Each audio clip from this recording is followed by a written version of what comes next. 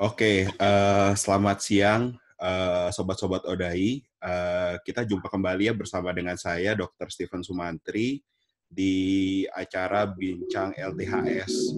Nah, acara ini kita buat tujuannya adalah untuk membantu teman-teman yang nggak bisa keluar rumah, kemudian nggak bisa kontrol ke dokternya, kemudian ada pertanyaan tentang autoimun, sehingga bisa menanyakan kira-kira apa saja topik mengenai masalah autoimun ataupun tentang penerapan LDHS. Nah, sebelum kita mulai, ada beberapa hal yang harus diperhatikan dahulu ya. Yang pertama adalah untuk saat pertama kali join, tolong harus di-mute. Karena kan kalau enggak nanti akan ada feedback ya. Kalau misalnya ada pertanyaan, apa saja, ini kan kita baru pertama kali, jadi masih saya open nih untuk masalah saran-saran, kemudian kita mau bincang-bincangnya seperti apa, topik-topik apa saja yang mau dibahas. Jadi untuk pertemuan pertama bebas ya. Kalau misalnya teman-teman ada yang mau tanya, hal pertama kali yang harus dilakukan, cara bertanya bisa dua. Yang pertama, bisa klik di partisipan, kemudian klik raise hand.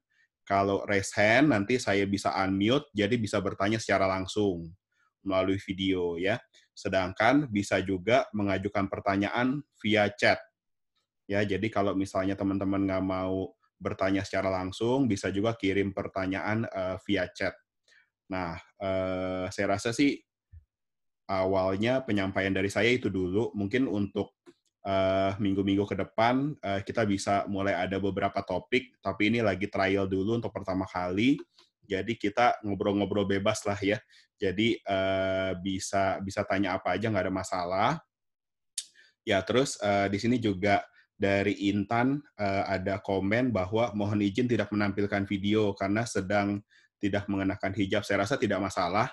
Jadi kalau misalnya memang tidak bisa menyalakan videonya, oke, nggak apa-apa. Tapi kalau bisa nanti, kalau yang bisa nyalakan video supaya kita bisa lebih personal, tahu kira-kira siapa yang bertanya, kita saling bertatap muka, atau paling nggak di profil Zoom-nya bisa ditampilkan wajahnya ya, kan bisa ada foto ya. Jadi bisa di-upload image-nya, fotonya, jadi kita bisa kenal kira-kira siapa yang sedang bertanya gitu ya. Tapi pada prinsipnya sih kalau videonya nggak dinyalain nggak apa-apa ya. Nah, kalau bertanya silahkan boleh lewat chat atau bisa juga raise hand, nanti saya unmute jadi bisa bertanya secara langsung. Ada yang mau bertanya? Ya, ya. Oke, kira-kira udah ngerti caranya raise hand belum? Bisa ya, kalau raise hand itu tinggal klik yang partisipan, kemudian habis itu di ini lagi, diklik yang raise hand-nya gitu ya. Bisa seperti itu.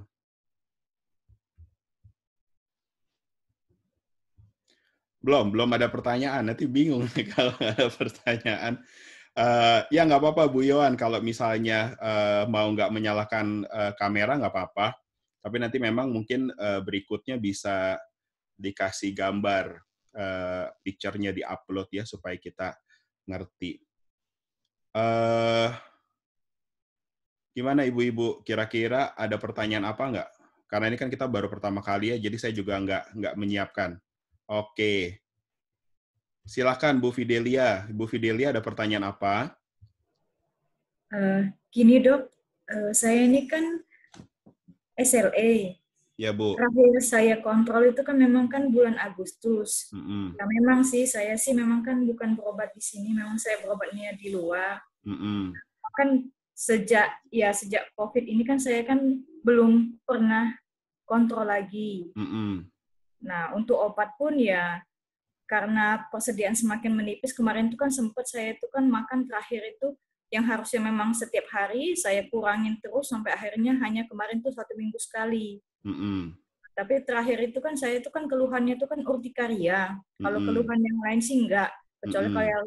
kalau saya kecapean aja sih, baru Mm-mm. saya ngerasa ini Oke. kayak lemes kayak gitu. Oke. Nah, karena urtikaria itu akhirnya saya itu harus berobat akhirnya ke rumah sakit umum kan. Mm-mm. dikasih rujukan ke sana. Mm-mm. Akhirnya saya tuh harus suntik AHT. Nah, jadi sekalian kata dokter itu, ya udahlah sekalian aja kamu ke PDLAI aja katanya. Coba Kemana, kamu Bu? konsul di sini. Yang PDLAI. Kalau saya kan suntik AHT itu kan di spesialis kulit yang AI. Oke. Nah, akhirnya saya dirujuk juga ke penyakit dalam yang Oh, AI-nya. penyakit dalam ya, konsultan alergi imunologi. Oke, Ya, terus Bu? nah saya sih memang sih dikasih obat lagi di sini. Terakhir Mm-mm. saya itu kan memang tes lab itu kan Januari. Mm-mm. Kalau tes lab yang biasa sih memang sih hasilnya sih katanya sih nggak ada masalah. Tapi SLE saya tuh masih 1:1000. Oke. Kalau keluhan dari badan saya sih ngerasa sih nggak ada apa-apa sih, Dok. Oke. Nah, kalau kayak gitu memang saya tuh saya terus terang aja sih kalau tiap hari makan obat saya sih ya takut juga sih. Dulu saya sempat face moon kan, imun face sampai sekarang sih memang sih sudah normal. Oke, kalau boleh tahu SLE-nya sendiri keterlibatannya apa ya, Bu? Apakah ginjal, sendi, atau kulit, atau mukosa? Awal pertama kali saya itu urtikaria. Urtikaria, oke. Ya, awal pertama kali. Ya, saya sih nganggapnya sih Kaligata biasa ya, karena dari kecil memang saya kan sudah sering kayak gitu kan, kalau cuaca dingin kan. Nah, jadi saya juga kurang tahu memang kemarin itu. Nah, setelah itu dia hilang terus bengkak.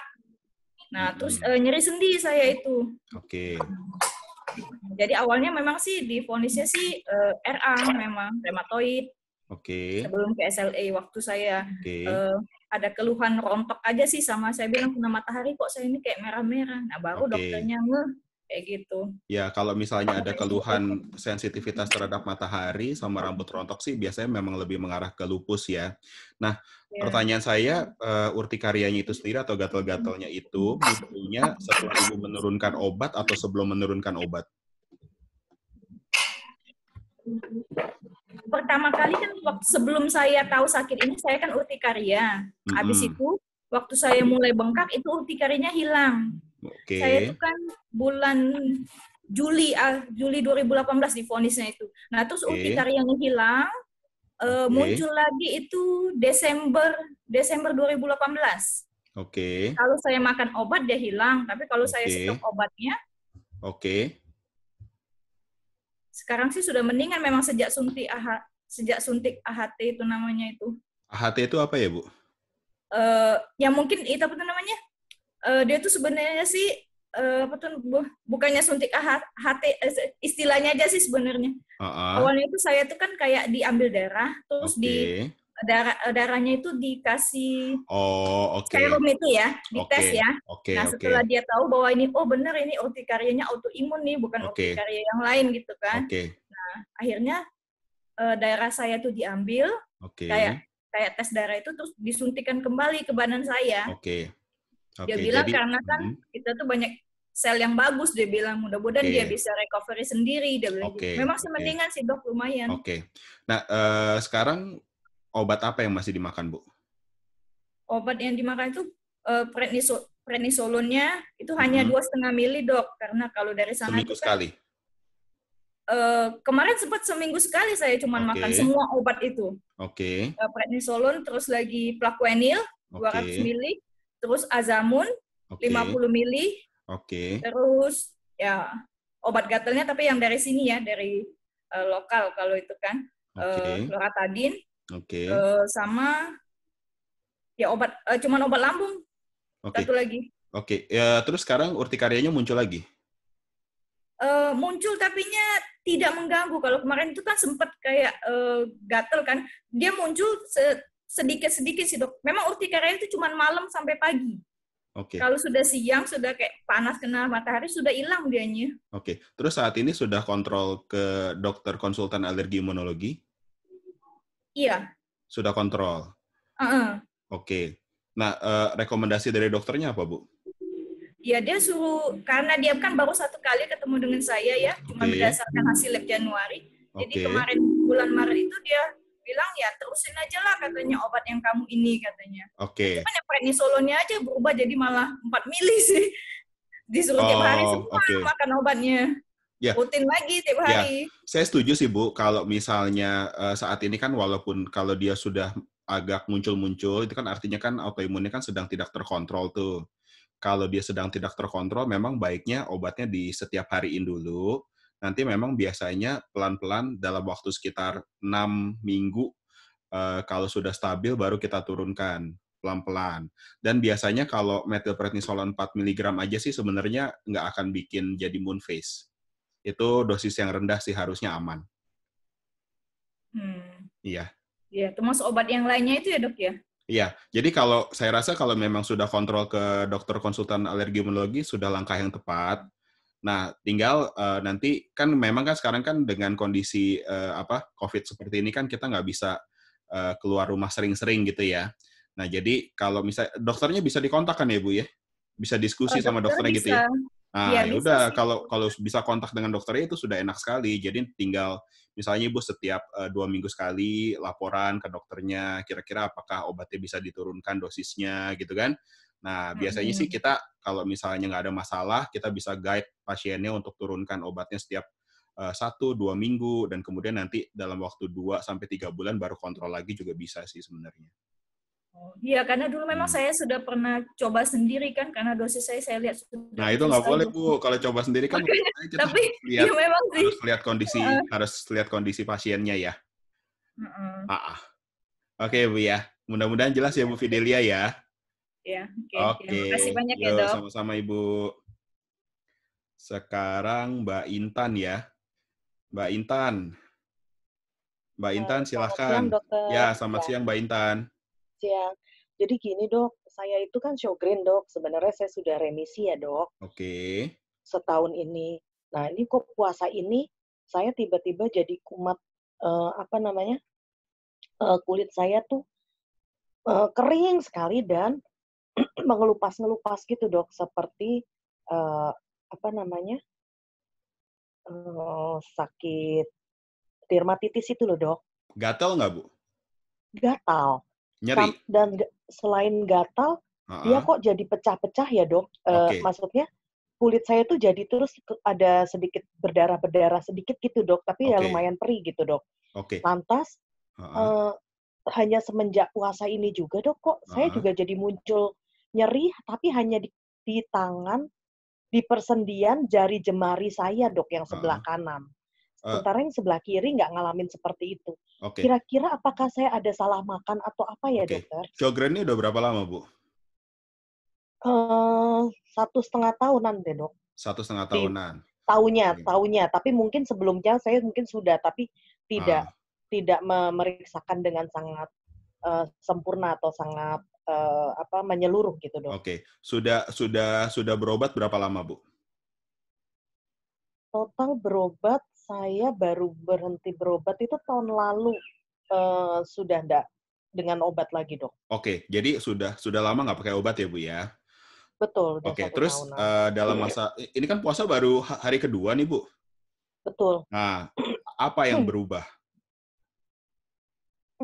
dalam waktu 1-2 minggu ke belakang? Karena biasanya kekambuhan orang dengan autoimun itu nggak langsung, Bu, gitu. Maksudnya gini, kalau misalnya 1-2 minggu Ibu puasa terus muncul keluhannya, bisa jadi karena puasanya. Tapi ini kan puasa baru hari kedua nih, iya kan? Iya, betul. Nah, saya rasa sih kalau sampai muncul keluhan, kemungkinan besar masalahnya bukan karena puasanya, Bu. Tapi dalam 1-2 minggu ke belakang, apakah ada yang berubah? Apakah pola hidupnya berubah, pola istirahatnya berubah, konsumsi obatnya berubah, Ibu kena infeksi, atau Ibu pakai produk kosmetik atau sabun yang baru, gitu. Oh, begitu ya, dok? Jadi kayaknya kalau saya telaah ke belakang sih ini semenjak saya work from home ini sih, dok, jadi begini gitu. Startingnya ya. Sebelumnya kan saya punya jadwal olahraga teratur, dok. Terus minum air saya juga saya cukupkan cukup banyak gitu ya, dok.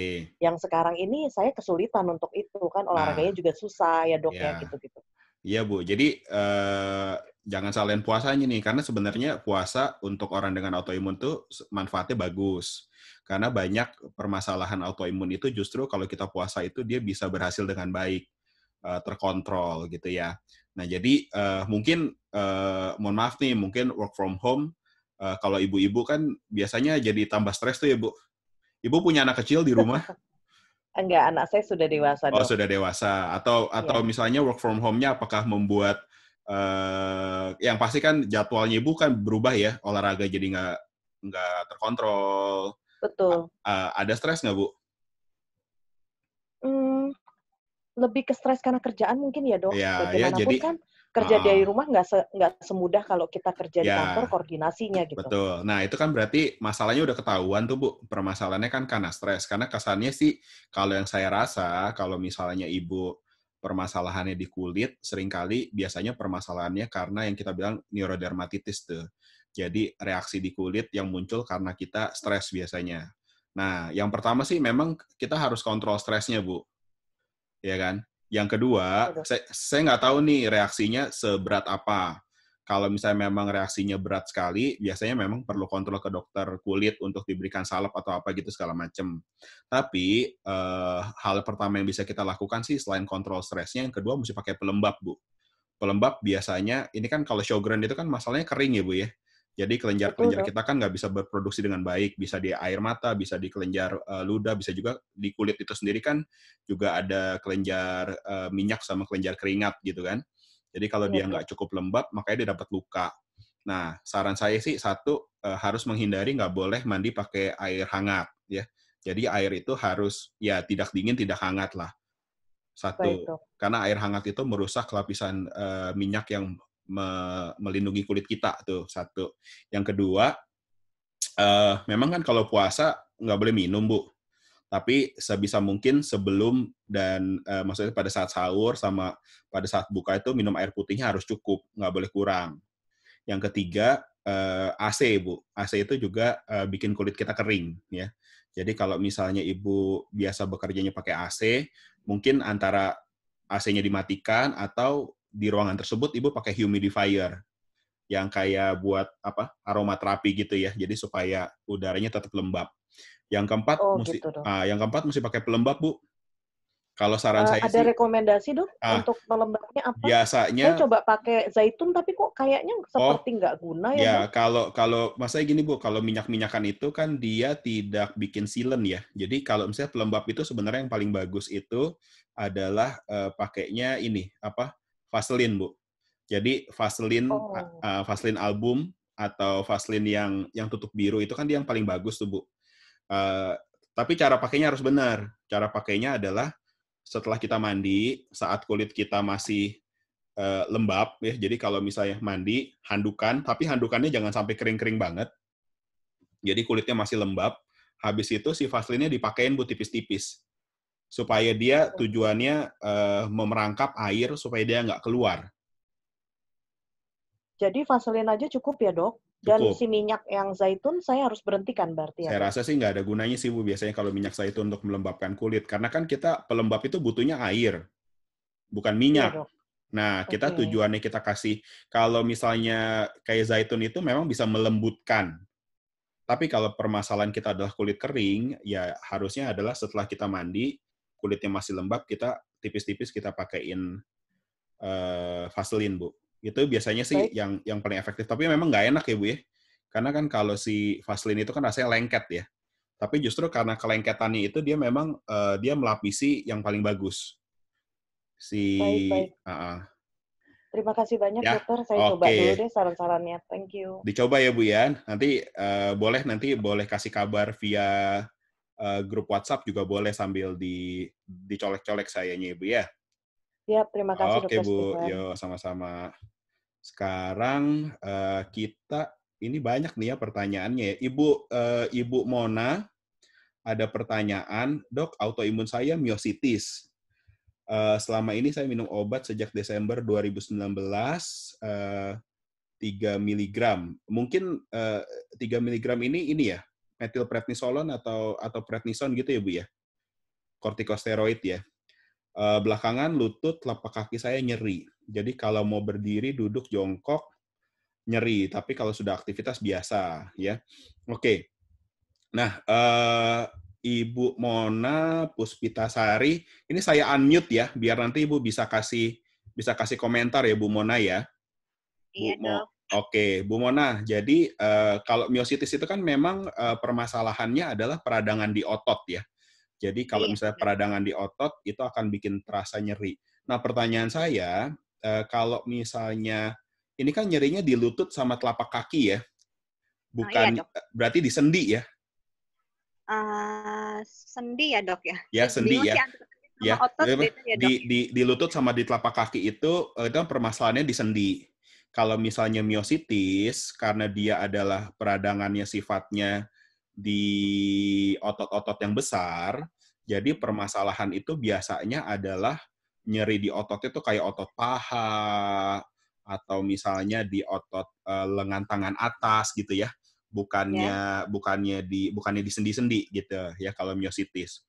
Nah, ini Ibu ada nggak nyeri di paha atau di tangan bagian atas, atau ada kelemahan misalnya kalau misalnya dari jongkok ke berdiri bukannya nyeri tapi kayak nggak kuat gitu pahanya? Oh iya, itu juga, Dok. Jadi selain nyeri juga agak lemah ya rasanya gitu. Jadi ada kadang butuh bantuan untuk bangunin gitu. Oke. Nah, kalau coba deh Ibu sekarang pahanya Ibu tekan, itu nyeri nggak? Enggak sih, Dok, biasa aja. Atau sininya Ibu tekan nyeri nggak? Lengan ya, Dok, maksudnya. Lengan bagian atas Ibu tekan nyeri nggak? Lengannya biasa, Dok. Biasa ya, oke. Kalau misalnya nggak nyeri, kemungkinan besar sih bukan karena miositisnya. Jadi curiga saya sih mungkin karena permasalahan lututnya ya. Jadi ini memang problem nih kita dengan autoimun itu, sendi-sendi kita kan juga sering bermasalah tuh. Karena dia bagian dari peradangannya. Kita stay at home, kita kagak olahraga nih. Ya nggak, kita nggak olahraga sehingga otot-otot kita melemah, sendi-sendi kita bekerja terlalu berat. Ya kan? Nah, kalau misalnya kayak Bu Mona merasa di telapak kakinya nyeri, lututnya nyeri, itu kan karena masalah peradangan sendi, atau kita sering bilang namanya artritis gitu ya. Cara paling ini soalnya apalagi khasnya adalah kalau Ibu sudah aktivitas, habis itu nyerinya menghilang. Jadi khas sekali itu buat artritis. Solusinya apa? Solusi dari saya yoga, Bu. Jadi kalau gitu, Dok. itu berlaku buat semua kawan-kawan ya. Jadi kalau misalnya kita nggak bisa beraktivitas di luar ruangan, apalagi kan sekarang kan kita di dalam rumah terus nih, otomatis kayak tadi juga Bu Intan kan olahraganya terganggu gitu ya. Yoga sih yang menurut saya yang paling baik ya, karena kan kita bisa kerjakan di dalam ruangan, kemudian aktivitas dari yoga itu sendiri bisa memperbaiki otot, jantungnya juga kena, tulangnya juga kena, kemudian pikiran kita juga jadi lebih tenang gitu kan, jadi manfaatnya banyak. Nah, yoganya seperti apa? Kalau misalnya mau dilihat, kita bisa lihat yoga di YouTube, ada channelnya punyanya Adeline Windy. Nah, Adeline Windy itu salah satu board member kita juga di Marisa Cardova Foundation. Jadi harusnya kalau yoga-yoga yang diajarkan cukup aman ya.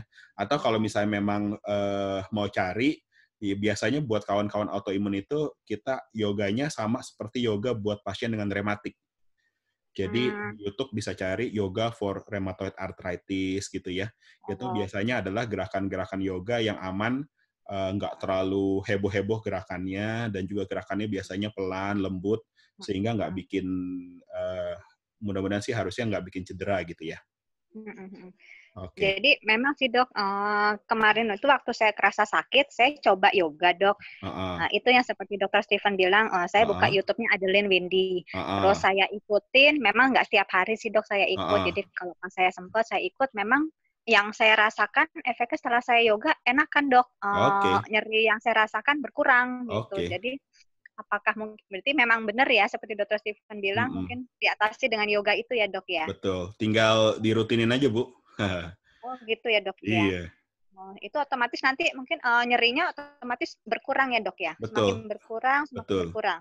Betul. Dan jangan lupa juga kalau misalnya kita rutin olahraga, sistem imun kita juga akan mereda peradangannya. Jadi ada banyak kawan-kawan, kayak misalnya saya kan punya ankylosing spondylitis. Dengan kita rajin yoga, selain kita atur makan gitu segala macam, intinya sih prinsip-prinsip yang di LDHS itu, ya puji Tuhan sampai sekarang saya terkontrol sih, nggak perlu minum obat imunosupresan yang berat-berat gitu.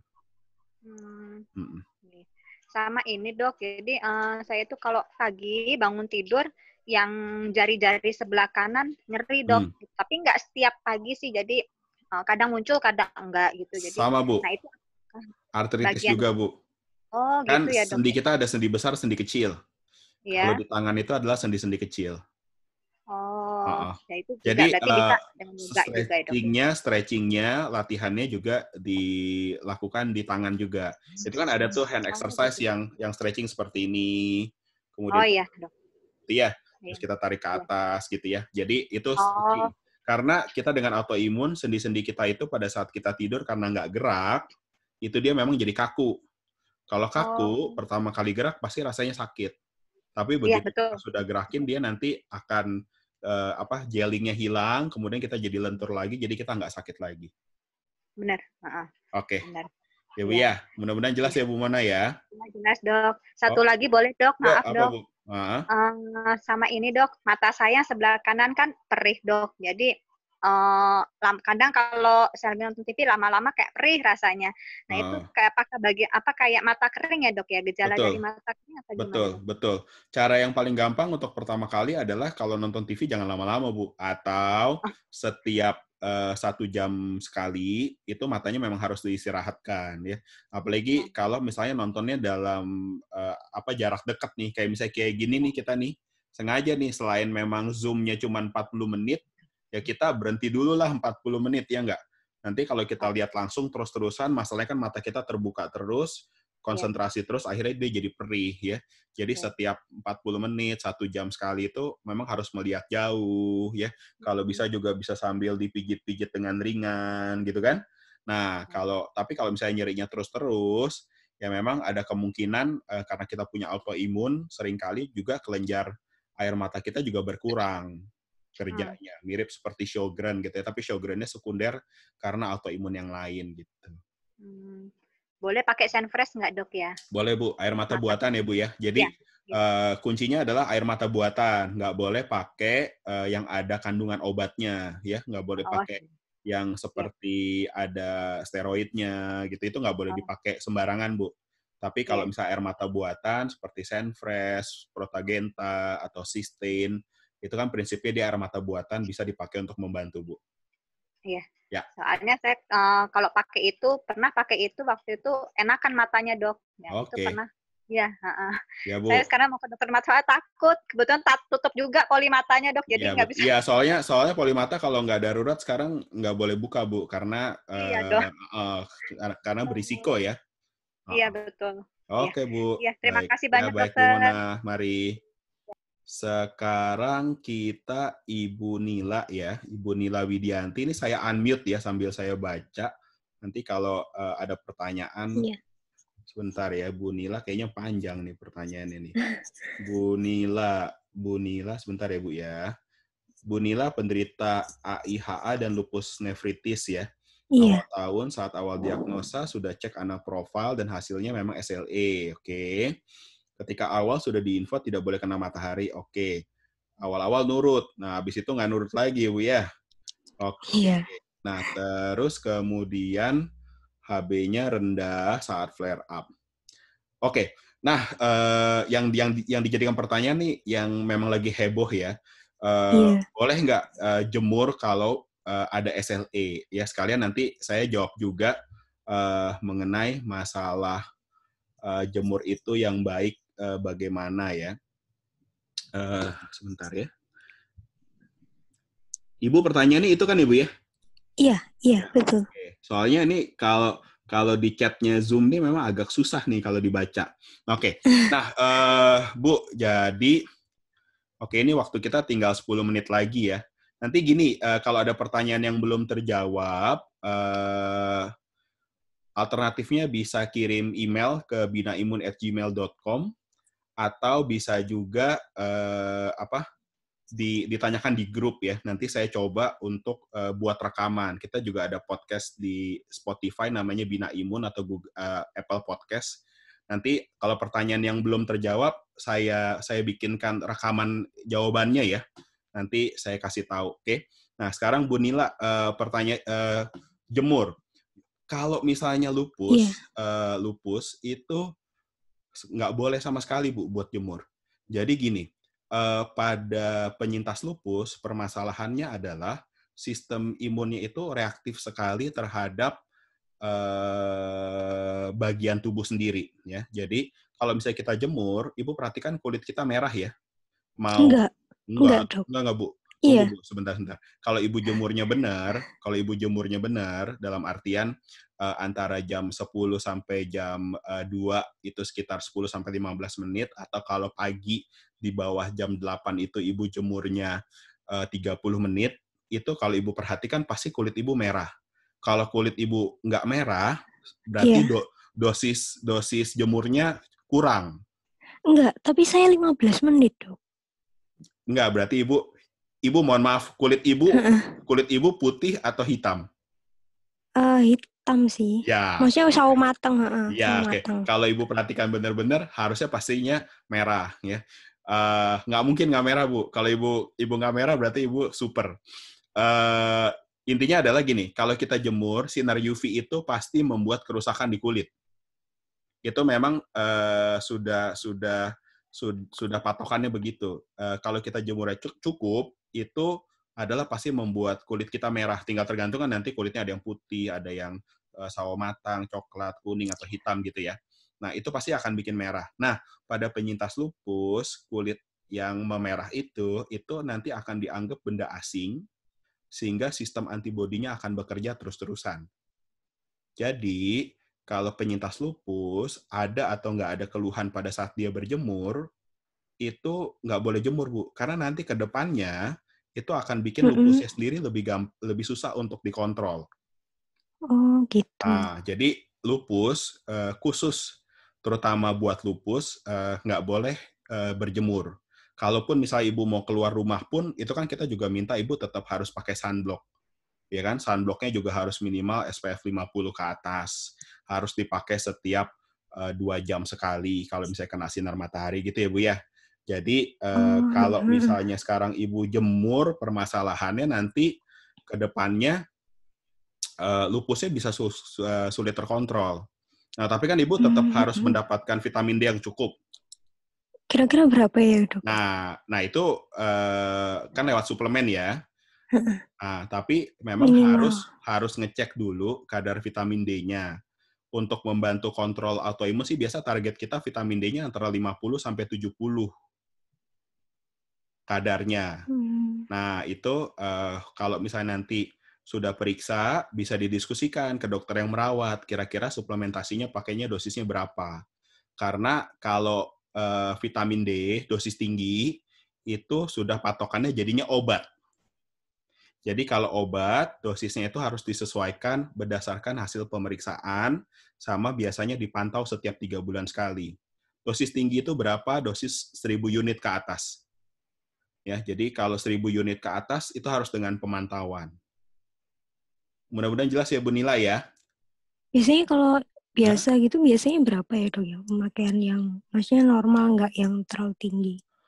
Kalau suplementasi aja 400 unit, Bu, yang dijual bebas. Kan kalau misalnya Ibu mau beli 1000 unit ke atas itu kan pasti harus dengan resep. Kalau apoteknya bener ya. Kadang-kadang ada yang nakal juga. Dia jual juga. Padahal 1000 unit ke atas itu jatuhnya adalah obat. Karena kalau kita nggak dengan pemantauan, nggak sesuai dengan target, bisa overdosis. Kalau overdosis itu bisa bikin masalah ginjal dan lain sebagainya. Oke ya? Iya. Oke ya, Bu ya. Sip. Ibu Tita sebentar dulu. Ada Ibu Santi. Nggak apa-apa, nggak bisa video.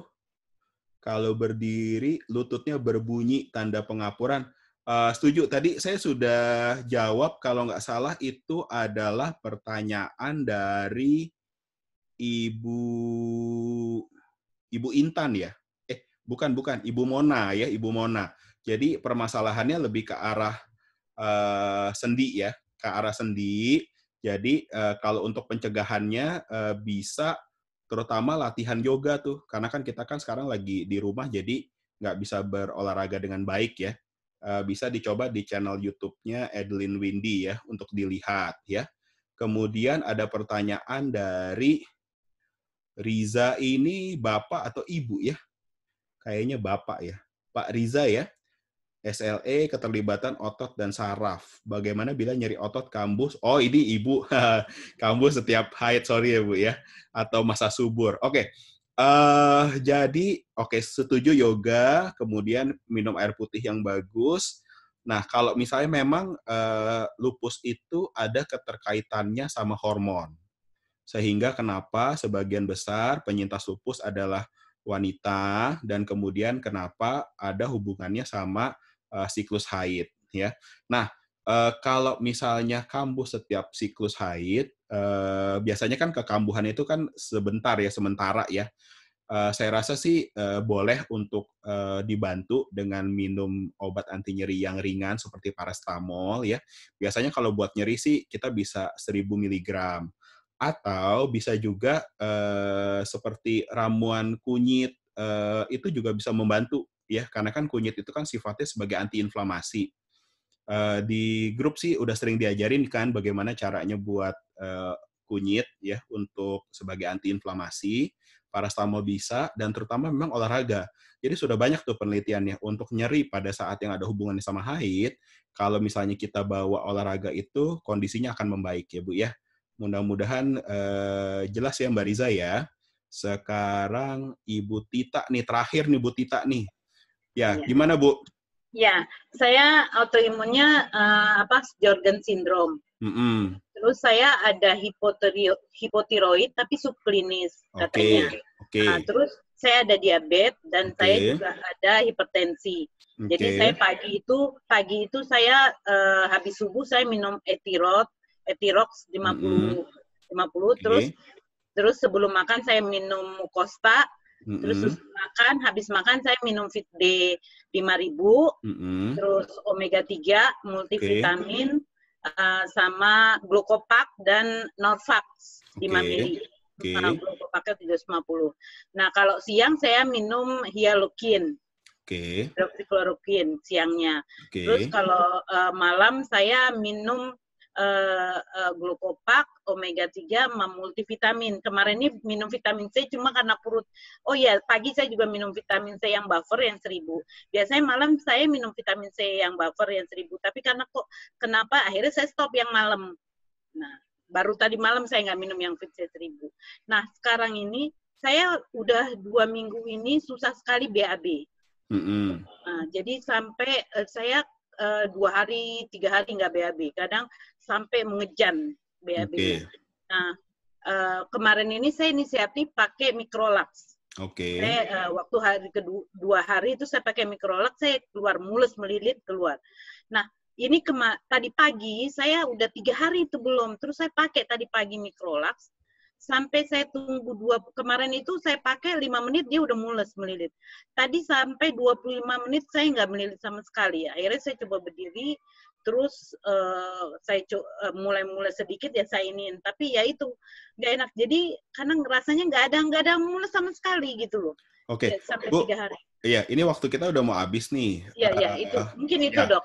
Jadi mungkin Ibu di grup LDHS berapa ya? LDHS 1 ya kalau nggak salah. 1. Nanti saya jawab di grup ya. Saya jawab di grup ya untuk jawabannya ya, karena kan waktunya udah mau habis ya. Jadi 16 Dok, maaf 16. Ya, 16 ya. Nanti saya jawab di grup. Intinya adalah kalau misalnya sekarang ada yang masih mau nanya tapi nggak bisa, nanti bisa kirim email ke binaimun@gmail.com atau bisa juga ditanyakan di grup ya. Tapi enak sih email sih, biar saya bisa buat rekamannya dengan lebih baik ya. Buat Bu Tita nanti saya jawab di grup ya Bu Tita ya. Makasih buat teman-teman yang sudah hadir sekarang. Mudah-mudahan berguna. Nanti kita ketemu kembali lagi di Bincang LDHS